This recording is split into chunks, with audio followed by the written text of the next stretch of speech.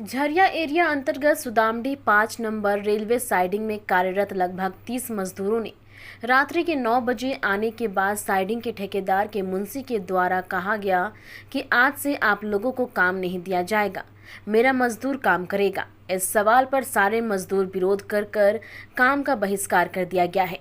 Transporting भी ठप कर दी गई है। रेक लोडिंग बंद कर दिया गया है। समाचार लिखे जाने तक ट्रांसपोर्टिंग और रेक लोडिंग बंद है, जिससे कंपनी को लाखों का नुकसान हो रहा है। वहीं अधिकारियों के द्वारा संयुक्त मोर्चा के नेताओं से बातचीत चल रही है कि तत्काल रेक को लोड करने दिया जाए। जब तक इस मामले का समाधान नहीं हो जाता है, तब तक रेक नहीं आएगा और ट्रांसपोर्टिंग बंद रहेगा। कोई संयुक्त मोर्चा के नेता कोई समझ में नहीं आ रहा। विगत 5 महीना से कंटिन्यू काम करते जा रहा, बीच महीना में फरमान जारी हो गया कि तुम लोग बैठ जाओ। हम लोग खुद समझ नहीं पा रहे हैं कि क्या कारण है भाई। कुछ कारण ही नहीं है, ये तो जबरन है। एक लोकतांत्रिक ढंग से 5 महीना से जिससे इस कॉन्ट्रैक्टर का काम चालू हुआ, कंटिन्यू काम कर रहा, 36 मजदूर काम कर रहा, और एक बेर फरमान जारी हो गया कि आप काम से हट जाइए। बंद करने के बाद नया लड़का ला के 7 लड़का को ला के तार बनाया गया। ठीक है, ये तो आश्चर्यजनक चीज़ है। ये तो मान लीजिए कि लोकतांत्रिक चोट है। सुदामडी का पोषक क्षेत्र का ही सभी काम कर रहे हैं, आप लोग जांच कर सकते हैं। हम लोग का गांव घर का आदमी का ज़मीन जायदाद सब कुछ गया। हम लोग के पास पूंजी पट्टा नहीं होने के कारण हम लोग कॉन्ट्रैक्टर ही नहीं कर पा रहे हैं। हम लोग बड़ा बड़ा गाड़ी नहीं खरीद पा रहे हैं। हम लोग को ठीका पट्टा नहीं चाहिए। हम लोग तो कम से कम पत्थर चुनने का जो 30 मजदूर का काम मिला उसको तो बरकरार रख देना चाहिए। अगर कोई गलत बोल रहे हैं तो बताइए। तो आप लोग जो यहाँ पे आज कल रात से 11 बजे से काम बंद है। हाँ, अभी जब तक निर्णय नहीं होता है तब तक आप लोग का आंदोलन चालू रहेगा। देखिए, ये अस्तित्व का सवाल है। ये हमारा मिट्टी का अपमान है। इसीलिए यहाँ का जो मजदूर काम कर रहे हैं, हम लोग सारा ट्रेड यूनियन के नेता, पार्षद निताय महतो जी का नेतृत्व में हम लोग एकजुट हैं। और निताय जी का नेतृत्व में ये आंदोलन चलेगा, चाहे हम लोग को कितना बड़ा नुकसान हो चाहे फायदा।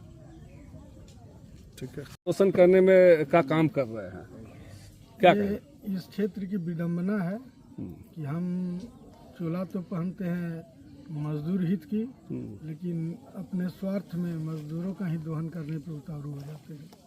दुर्भाग्य हमारे क्षेत्र का कि हमारे बीच के ही लोग के माध्यम से काम किया जा रहा है। जो कभी या अभी भी जहाँ तक बात होती है मजदूर हित की बात करते हैं भाषणों में, लेकिन ज़मीन पे बात होती है तो मजदूरों को ही छाटने की बात होती है।